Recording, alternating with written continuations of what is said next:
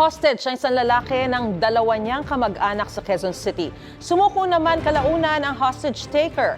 Yan ang unang balita ni James Agustin.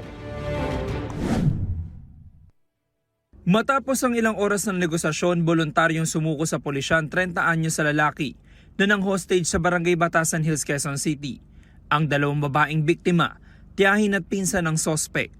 Bago niyan, makikita sa video na ito na palihim na kinuna ng isa sa mga biktima ang sospek sa loob ng kwarto na may hawak na gunting. Huwag naman, kuya. Madilim. Hinold sila nung suspect dun sa kwarto. And nagulat na lang yung mga victims, hindi na sila pinapalabas ng suspect dun sa kwarto.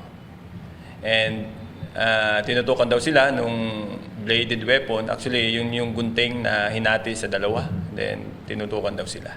Ayon sa pulisya, nang rumisponde sila sa lugar, tanging hiling ng sospek ay makausap ang kanyang tiyuhi. Bagay na napagbigyan, kaya naging maayos ang negosasyon. Sabi namin, kausapin nila. Kasi yun naman yung demand. And yun, actually marami pang tinawagan kapamilya until mga 5 p.m. Bumigay na din siya. Sumuko na din. Sa investigasyon na pag-alaman na 2 linggo pala nakakalaya ang sospek dahil sa kasong paglabag sa Comprehensive Firearms and Ammunition Regulation Act. Dati na rin siya nakulong dahil sa iba pang kaso, kabilang na ang pagnanakaw at tangkang pagpatay. Pakiramdam ko na meron pong